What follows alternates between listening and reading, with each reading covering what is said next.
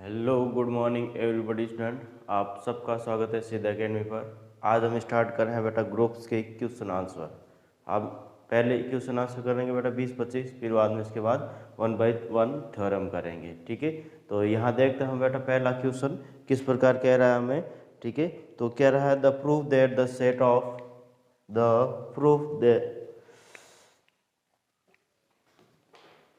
proof that the question number first, the proof that the set of numbers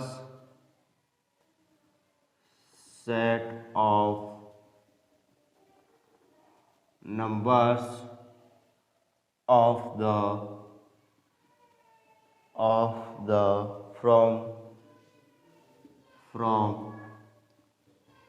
cos theta plus I sin theta, theta is epsilon g, theta is epsilon g, जहाँ theta g से आता है, from an infinite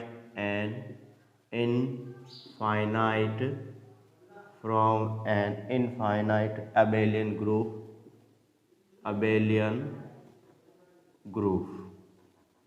from an infinite abelian group with respect to ordinary multiplication, साधारण गुणन, ordinary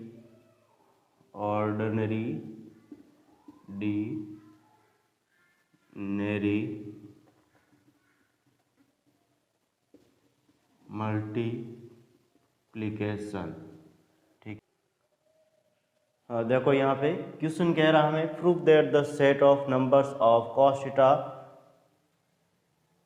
from cos theta plus iota sin theta, the theta is epsilon g from an infinite abelian group with respect to ordinary multiplication। यानी कि हमें कह रहा है question कि साधारण गुणन की सहायता से क्या के सापेक्ष, गुणन के सापेक्ष हमें सिद्ध करना है कि ये अबेलियन ग्रुप है। हमें सिद्ध करना है कि ये अबेलियन ग्रुप है, जहाँ से ये हमें कहाँ से लिया हुआ, थीटा से, cos theta plus iota sine theta. ठीक है, तो यहाँ लिख रहा हूँ मैं हल, और हल के साथ ही मैं यहाँ पे किस प्रकार इसको सोल्व करने की कोशिश कर रहा हूँ कि लेट, माना कि हमारे पास g इज इक्वल टू यहाँ पे z सभी x का समुच्चय, जहाँ z सभी z का समुच्चय, जहाँ z इज इक्वल टू यहाँ पे cos theta plus iota sine theta है। ठीक है, जहाँ इसको मैं किस प्रकार से लिख सकता हूँ कि यहाँ e रेज़ टू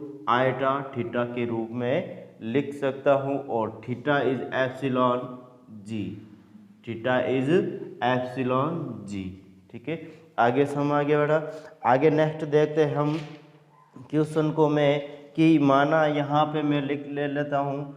ठीक है, कि let G z1 is equal to यहाँ पे मैं e raise to iota theta 1, z2 is equal to e raise to iota theta 2, और z3 is equal to iota e raise to iota theta 3।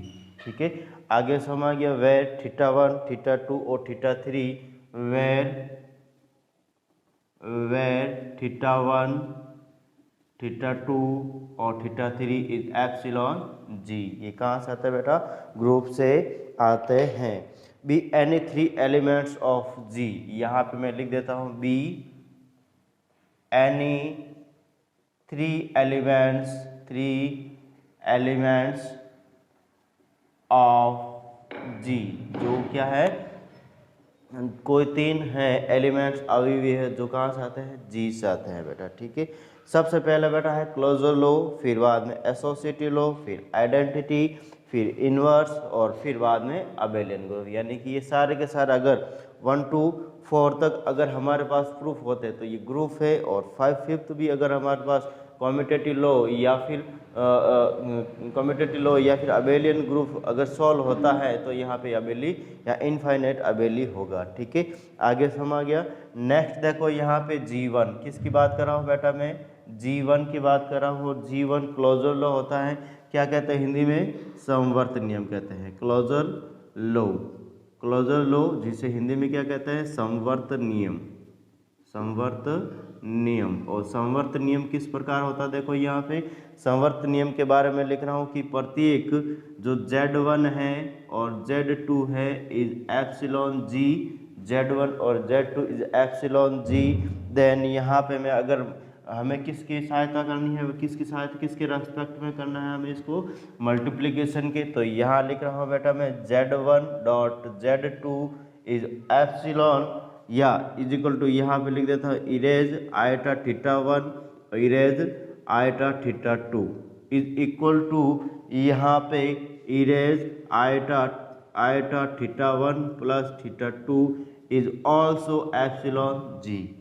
ठीक है, यानी कि यहाँ पे जहाँ थीटा 1, यहाँ पे बेटा थोड़ा सा मिस्टेक हो, यहाँ पे मैं लिख देता हूँ। ठीक है, ये जो थीटा है बेटा, ये थीटा है वो बड़े वाले थीटा से आता है। ठीक है, ये बड़े वाले थीटा से आता है। ठीक है, नेक्स्ट देखते हैं, यहाँ पे मैं कर रहा हूँ कि क्लोजर लॉ, यानी कि ये समवर्त नियम को अनुपालन करेगा, क्योंकि जो प्रत्येक एलिमेंट दे रखे ये Z1 dot Z2 also epsilon G, and यहाँ पे Z1 dot comma Z2 is also epsilon G. तो यहाँ लाइन लिख रहा हूँ, G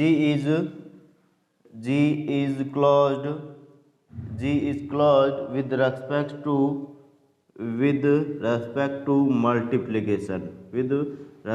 टू मल्टीप्लिकेशन, यानी कि गुणन संक्रिया में जो G है, ग्रुप है, वो क्या है, समवर्त नियम को पालन करता है, समवर्त नियम को पालन करता है। यानी कि यहाँ पे ये क्लोजर लॉ है वो हमारे पास यह सिद्ध होता है। फिर बाद में बात होती है बेटा एसोसिएटिव लॉ की, और एसोसिएटिव लॉ किस प्रकार होता है, देखो यहाँ पे मैं लिख रहा हूँ नंबर G2, और G2 रूल है हमारे पास एसोसिएटिव लॉ, और एसोसिएटिव लॉ किस प्रकार होता है, इसको क्या कहते हैं, सहचारिता नियम या सहचारियता नियम।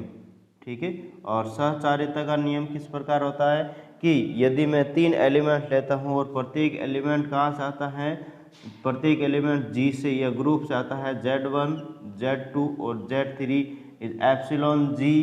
देन यहाँ पे मैं इनका प्रत्येक का क्या कर देता हूँ, जो लॉ होता है वो लगा लेता हूँ। क्या होता है, डायरेक्ट ही करूँगा बेटा इसको मैं, Z1 डॉट Z2 ब्रैकेट और Z3 इज इक्वल टू, यहाँ पे मैं लिख देता हूँ Z1 और Z2 Z3।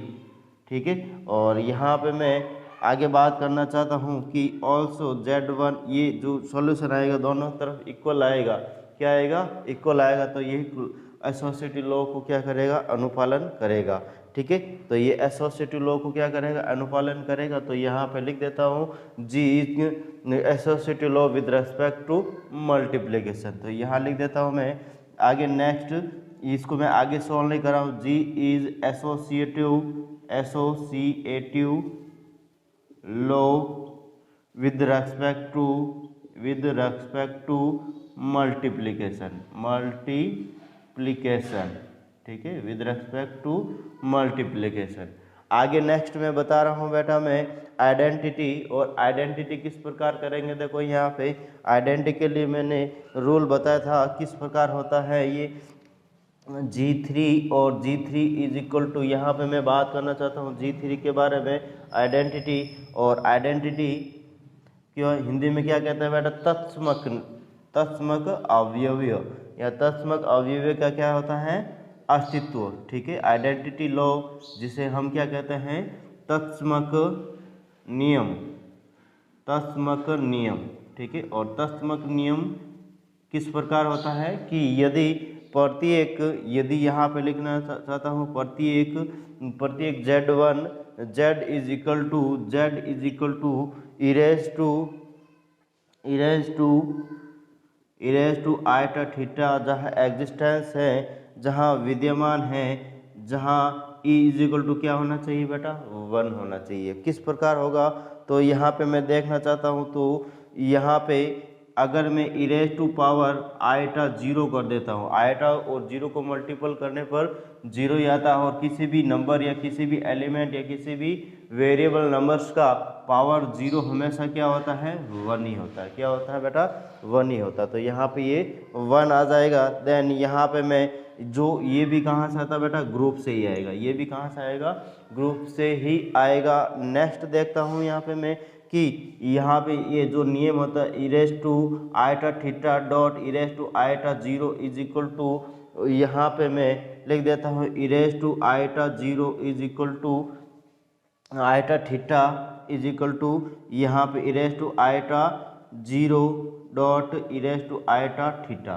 ठीक है, और इरेज टू आइटा थीटा यहाँ बीच में आ जाएगा। ठीक है, आगे समझ गया। नेक्स्ट देखते हैं 10 आइटा 10, यहाँ पे iota 0 is the identity of G. Then यहाँ पे मैं कहना चाहता हूँ कि 10 इसलिए यहाँ पे e raise to iota 0 is the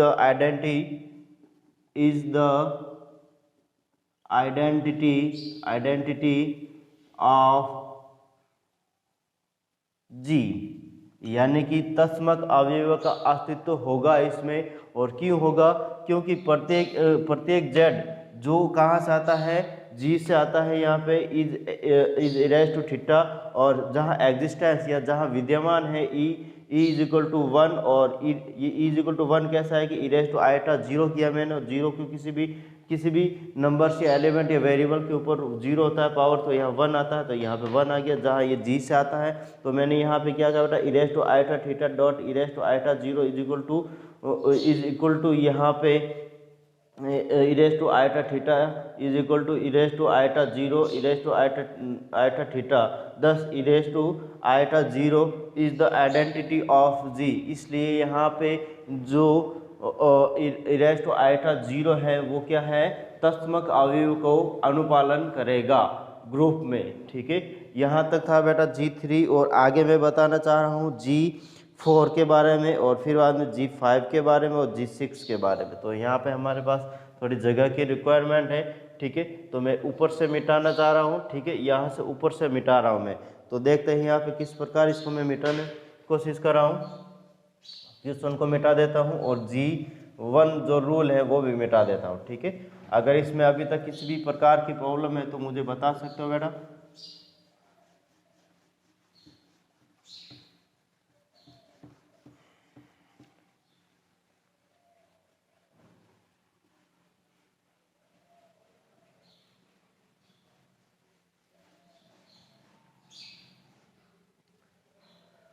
next है G4। और G4 क्या है, इन्वर्स। क्या है, इन्वर्स। यहाँ लिख दिया मैंने इन्वर्स। और इन्वर्स क्या होता है कि प्रत्येक, यहाँ पे मैं लेना चाहता हूँ Z, प्रत्येक Z, या फिर मैं इस प्रकार ले रहा हूँ। ठीक है, प्रत्येक Z, और Z is equal to iota theta जहाँ पे ये विद्यमान होगा, इरेज टू या Z इन्वर्स कर लेता हूँ पहले मैं, और Z inverse is equal to यहाँ पे मैं क्या कर लेता हूँ, इरेज टू माइनस का आइटा थीटा कर लेता हूँ, और जो कहाँ से आता है बेटा, ग्रुप से आता है। कहाँ से आता है, इज बिलोंग्स टू ग्रुप। ठीक है, तो यहाँ पे मैं लिखना चाहता हूँ जो थीटा है वो कहाँ से, एप्सिलॉन थीटा। देन यहाँ पे मैं आगे करना चाहता हूँ जहाँ एग्जिस्टेंस या कॉलन, जहाँ यहाँ पे e raise to iota theta dot e raise to minus का iota theta is equal to, यहाँ पे मैं e raise to iota 0 is equal to यहाँ पे इरेज टू माइनस का iota theta dot e raise to iota theta. ठीक है, और मैंने अभी भी बताया था जो इरेज टू आइटा थीटा की वैल्यू क्या होनी चाहिए, 1 होनी चाहिए। तो यहाँ पे 1 ही आएगी। ठीक है, क्या आएगी, 1 ही आएगी, ई की वैल्यू 1 ही आएगी। देन यहाँ पे मैं लिख सकता हूँ कि यहाँ चूँकि, और यहाँ पे मैं लिख रहा हूँ e raise to iota theta is the inverse of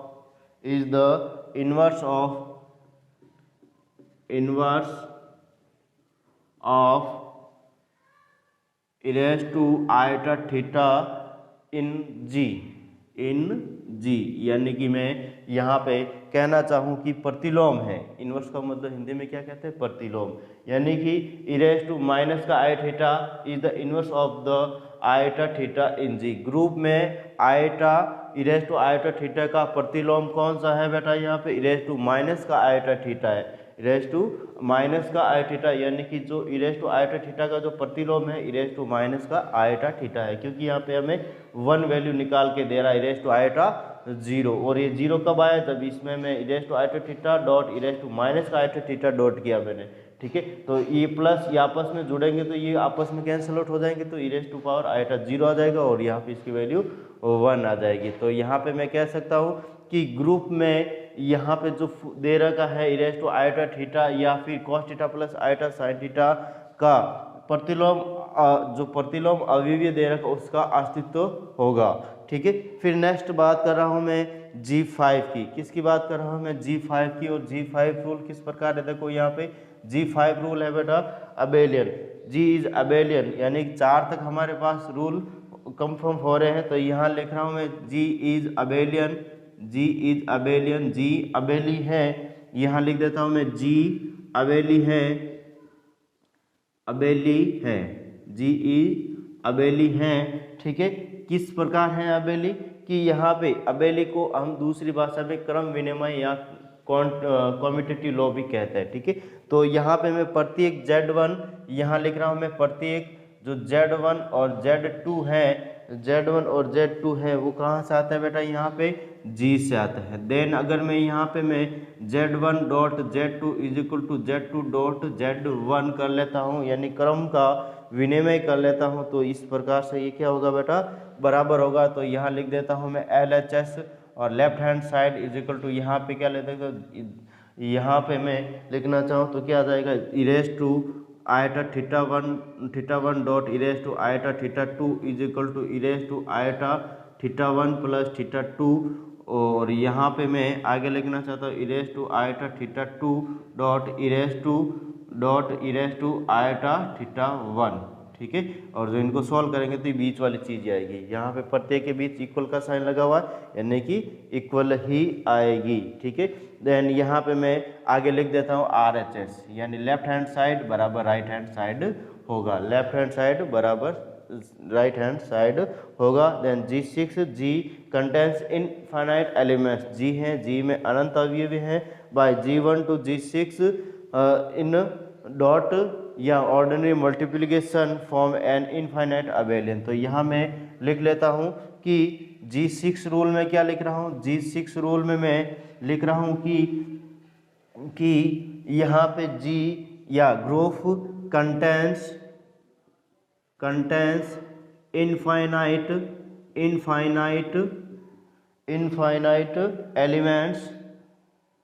elements, यानी कि जो G है वो अनंत अवयव रखता है, G अनंत अवयव रखता है, या समूह, या हिंदी में लिखना चाहता हूँ समूह अनंत अवयव रखता है। इसलिए यहाँ पे मैं कहना चाहता हूँ कि by G1 to G6 infinite from an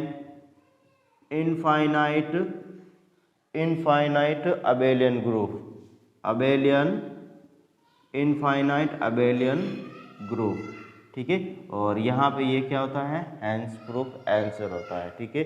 हमारे पास थोड़ा बेटा बोर्ड की कमी है, इसलिए हमें ऊपर से मिटाना पड़ा, लेकिन हमेशा ध्यान रखना है जब अबेली ग्रुप को सिद्ध करना होता है, तो मैंने परिभाषा के हिसाब से भी बताया था, उसमें भी थोड़ा कैमरा का जूम आउट जूम इन हो रहा था, लेकिन आज नहीं हो रहा है, ठीक है।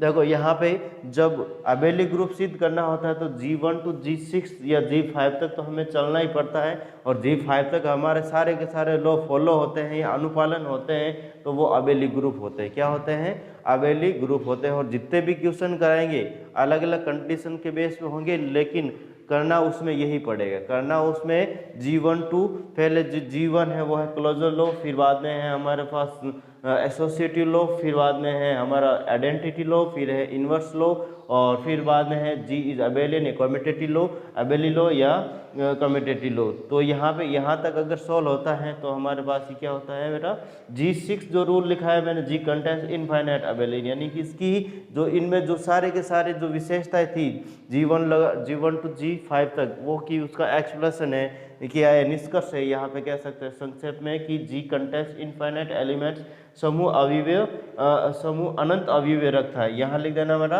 अनंत अवयवीय रखता है, अनंत अवयवी रखता है by G1 to G6 from an infinite abelian group. इसलिए यह G1 से लगाकर G6 तक अनंत अबेली ग्रुप है। क्या है? अब अनंत अबेली ग्रुप है। इसी प्रकार नेक्स्ट क्वेश्चन को लेके चल रहे हैं यहाँ पे। और नेक्स्ट क्वेश्चन बेटा मैं तुम्हें दे रहा हूँ यहाँ घर के लिए, वो करना है तुम लोगों को। देखते हैं किस प्रकार होता है यहाँ पे ये क्वेश्चन।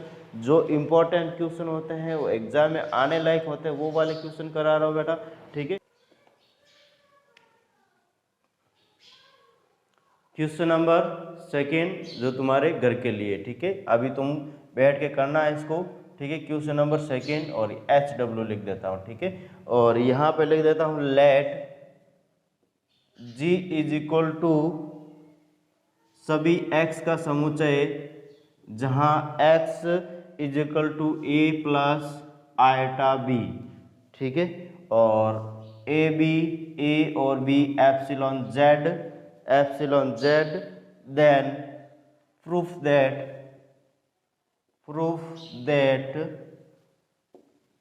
दैट G प्लस 4, ठीक है। यानी कि हमें योग संक्रिया के अंतर्गत हमें सिद्ध करना है कि यहाँ पे सभी x का समुच्चय जहाँ x is equal to a plus iota b और a b is epsilon z, ठीक है। और तो हमें इसमें इस प्रकार सिद्ध करना है। यहाँ पे सबसे पहले हमें क्लोजर लॉ लेना है, फिर एसोसिएटिव लॉ लेना है, फिर आइडेंटिटी लेनी है, फिर इन्वर्स लेना है, फिर अबेली ग्रुप या कम्यूटेटिव लॉ लेना है, क्रम विनिमय लेना है, और इस प्रकार ये सिद्ध हो जाएगा, जैसे कि हमने क्वेश्चन नंबर फर्स्ट किया था, ठीक है। तो हम अब क्वेश्चन नंबर थर्ड में चल रहे हैं। और क्वेश्चन नंबर थर्ड किस प्रकार कह रहा हमें कि देखो यहाँ पे इसका स्क्रीनशॉट लेना चाहो तो ले सकते हो।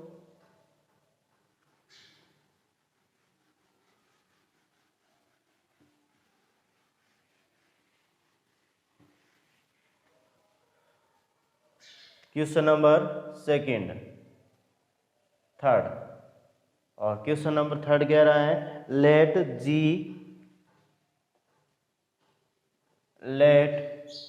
G इज इक्वल टू सभी x का समुच्चय जहाँ x such that x is equal to a plus b under root 2, जहाँ या where AB is epsilon z, ठीक है। और प्रूफ दैट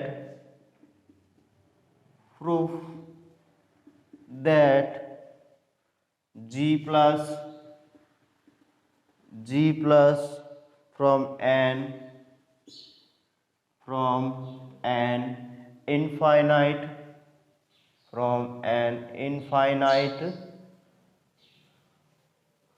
अबेलियन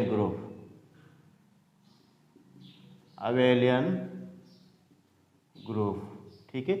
यानी कि G ग्रुप योग संक्रिया के अंतर्गत हमें सिद्ध करना है अबेलियन ग्रुप। और हमारे पास G इज इक्वल टू क्या दे रखा है, सभी x का समुच्चय जहाँ x is equal to a plus b under root 2, AB is epsilon z, ठीक है।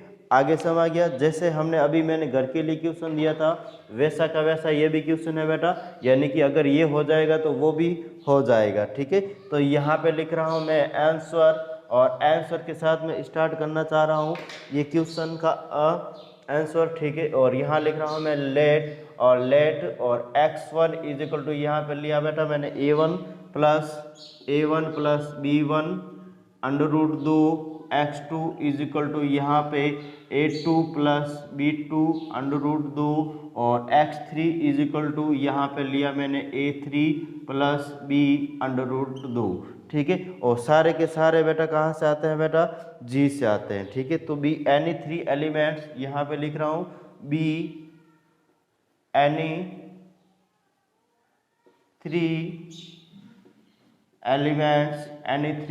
elements of G where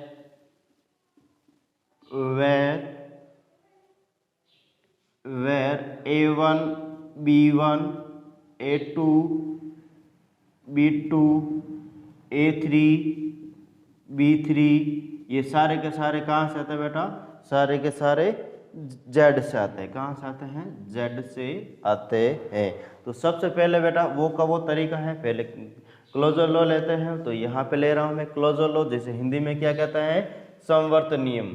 ठीक है, तो यहाँ ले रहा हूँ मैं सबसे पहला जो G1 रूल है उसको क्या कहता है, क्लोजर लॉ। ठीक है, क्लोजर लॉ, और क्लोजर लॉ को क्या कहते हैं हिंदी में, समवर्त नियम। अभी तक जो मैंने लिखा है वो एक बार मैं वापस बता देता हूँ कि यहाँ पे मैंने लिखा है कि सिद्ध कीजिए कि योग संक्रिया के अंतर्गत अबेलियन ग्रुप है और हमारे पास G = सभी x का समुच्चय जहाँ x = a प्लस b √2 जहाँ a b is epsilon z होता है। यहाँ पे मैंने लिखा माना x1 a1 plus b1 √2 x2 = a2 plus b2 और √2 x3 = a3 प्लस b3 √2। और यहाँ पे लिखा be any 3 elements of G, यानी कि कोई भी ग्रुप के कोई भी 3 अवयवीय हैं जो इस प्रकार है जहाँ a1 b1 a2 b2 a3 b3 is epsilon z है। ठीक है, क्लोजर लॉ यह समवर्त नियम, और ये किस प्रकार होता है, माना कि यहाँ पे मैं लिख रहा हूँ प्रत्येक यहाँ पे x1 x2 जो एलिमेंट है x1 x2 is epsilon G, then यहाँ पे मैं आगे लिखना चाहता हूँ x1 plus x2 is equal to a plus a1 plus a1 plus a2 bracket, और यहाँ पे लिख रहा हूँ b1 प्लस b2 और bracket √2 is also epsilon G। यानी कि अगर योग संक्रिया के अंतर्गत में अगर इनको x1 x2 जो अवयव दे रखे एलिमेंट दे रखे वो ग्रुप से आते हैं, बिलोंग्स टू ग्रुप है, देन यहाँ पे x1 प्लस x2 और यहाँ पे जब इनको मैं योग करूँगा यहाँ पे a1 प्लस b1 √2 और x2 = a2 प्लस b2 √2 दे रखा है, तो इनको मैं योग करूँगा तो a1 प्लस a2 यहाँ से आ जाएगा और यहाँ पे मैं √2 कॉमन लूँगा और यहाँ पे b1 प्लस b2 हो जाएगा। ठीक है, जो कहाँ से आता है बेटा, ग्रुप से आते हैं, जो कहाँ से आते हैं, ग्रुप से आते हैं। यहाँ पे मैं आगे लिखना चाहूँ कि जहाँ a1 plus a2 is epsilon z और यहाँ पे also b1 plus b2 is epsilon z। ठीक है, और यहाँ पे मैं आगे लाइन लिख देता हूँ कि G इज क्लोज्ड विद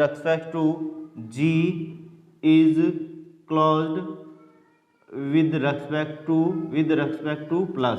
ठीक है, यानी कि G समूह है वो क्लोजर नियम को अनुपालन करेगा, या समवर्त नियम को अनुपालन करेगा किसके अंतर्गत बेटा, कि प्लस योग संक्रिया के अंतर्गत सॉरी।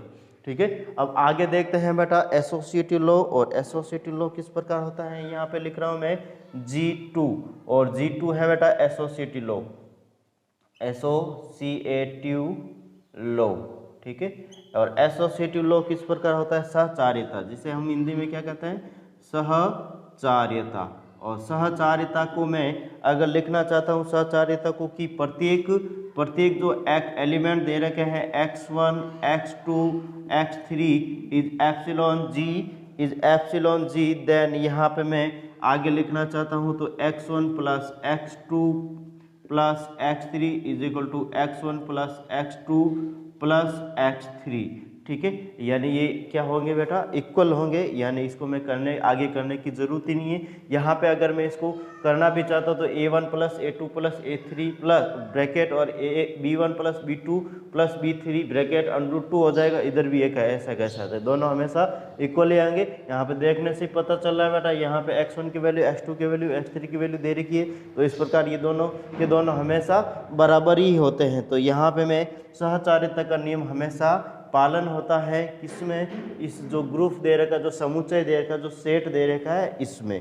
ठीक है, फिर बाद में यहाँ पे लिख रहा हूँ G3, और G3 नियम है बेटा आइडेंटिटी या तथ्यत्मक तत्समक अवयव, ठीक है, तत्समक अवयव का अस्तित्व, आइडेंटिटी, ठीक है। और आइडेंटिटी किस प्रकार होता है? Identity in ji, identity in जी, जी में तत्समक, यह लिख रहा हूं मैं, जी में तत्समक, जी में तत्समक, ठीक है, अवयव का अस्तित्व, ठीक है, जी में तत्समक अवयव। या फिर मैं अगर इसको लिखना चाहता हूँ कि प्रत्येक एलिमेंट जो a plus B √2 is epsilon G या बिलोंग्स टू जी, देन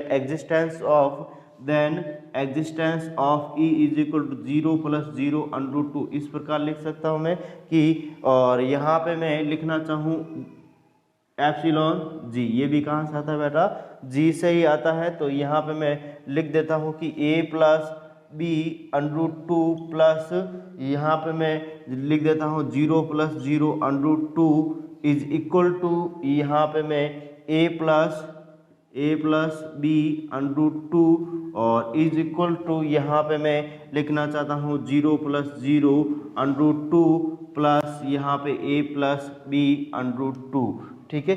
और यहाँ पे here E is equal to 0, E is equal to हमारे पास क्या होना चाहिए?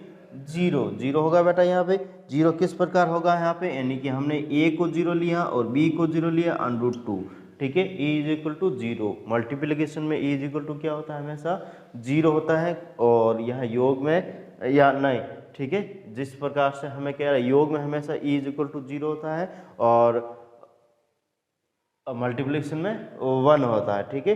तो यहाँ पे मैंने लिख दिया इसको। और फिर बाद में अगर मैं कहना चाहता हूँ E is the identity of G, E is the identity of G, E या फिर E is equal to 0 is identity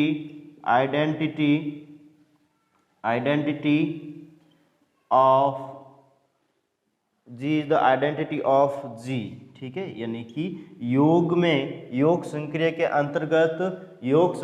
अंतर्गत जो हमारे पास ये चीज दे रखी थी, इन्वर्स या तत्समक अवयव का अस्तित्व होगा, ठीक है, अस्तित्व होगा, ये मैंने लिखा है। फिर बाद में आगे मैं G4 की बात करना चाहता हूँ और G4 को हमें इन्वर्स इन जी या जी में अवयव का प्रतिलोम की बात करेंगे, ठीक है।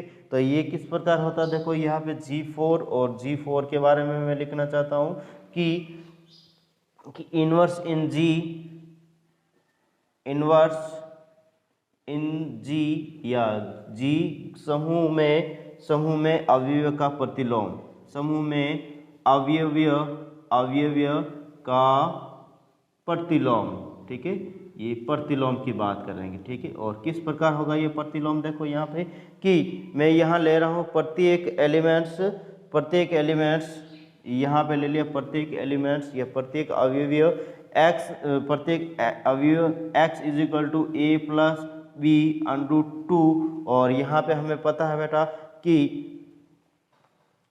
E की वैल्यू हमारे पास यहाँ 0 आने चाहिए, 0 आई थी, तो यहाँ पे बीच में भी क्या होना चाहिए? 0 होना चाहिए। तो यहाँ एग्जिस्टेंस ऑफ माइनस का x इज इक्वल टू, यहाँ पे ले लेता हूँ माइनस का a माइनस का √2। और ये भी कहाँ से आता है बेटा? ये भी G से ही आता है। कहाँ से आता है? G से ही आता है, ठीक है। तो यहाँ पे मैं आगे बताना चाहता हूँ कि अगर -a और -b भी कहाँ से आएगा? z से आएगा। ये तो अवयव दे रखे, पूर्णांक संख्या दे रखी है, इज एप्सिलॉन z। तो यहाँ पे मैं आगे देन जहाँ x प्लस माइनस का x प्लस माइनस का x करता हूँ, तो यहाँ पे बीच में क्या आएगा बेटा? 0 प्लस 0 √2। ये जो आइडेंटिटी में हुआ था हमारे पास 0 प्लस 0 √2, ठीक है, ये आ जाएगा यहाँ पे। और इज इक्वल टू यहाँ पे माइनस का x प्लस का x, ठीक है।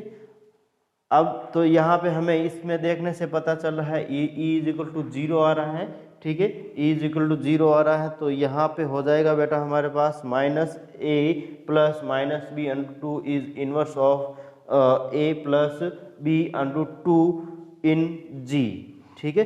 तो यहाँ पे लिख देता हूँ मैं आगे नेक्स्ट कि यहाँ इसी के आगे लिख देता हूँ, ठीक है, इसी के आगे लिख रहा हूँ मैं या फिर मैं नई लाइन में लिख देता हूँ। क्या लिख रहा हूँ मैं? माइनस का a प्लस माइनस का b √2 is the inverse of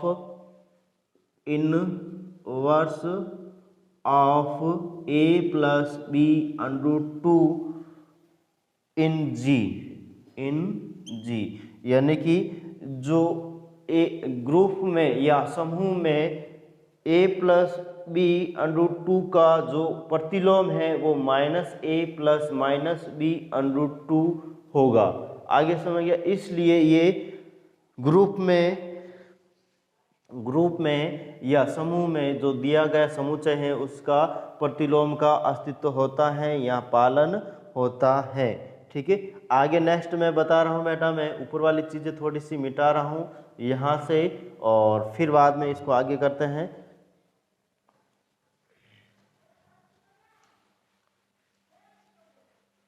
अगर स्क्रीनशॉट लेना चाहते हो तो ले सकते हो बेटा। ठीक है, वैसे अभी तो मैंने मिटा दिया लेकिन पीछे से आप ले सकते हो।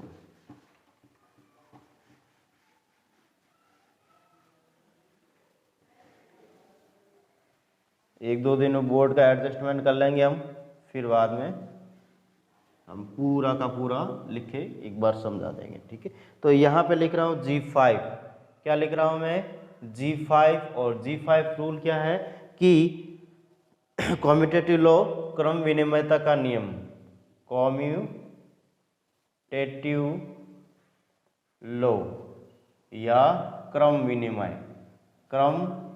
विनिमय जिसे हम अबेली ग्रुप भी कहते हैं, क्रम विनिमयता का नियम, क्रम विनिमयता का नियम। और क्रम विनिमयता का नियम किस प्रकार होता है कि प्रत्येक x1 x2 is epsilon g, then यहाँ पे एम्प्लाइज दैट निहित करता है x1 plus x2 is equal to x2 plus x1। ठीक है, यानी प्रत्येक elements x1 x2 is epsilon g, then x1 plus x2 is equal to x2 plus x1। अतः ये क्रम विनिमयता के नियम को अनुपालन करेगा। और यहाँ पे मैं लिख देता हूँ G6। और G6 क्या होता है बेटा? G is infinite set, G is an infinite set, यानी समुच्चय में G के अनंत अवयव हैं। हैंस इसलिए G प्लस यानी समूह के योग संक्रिया के अंतर्गत जो कहाँ से आते हैं? Firms infinite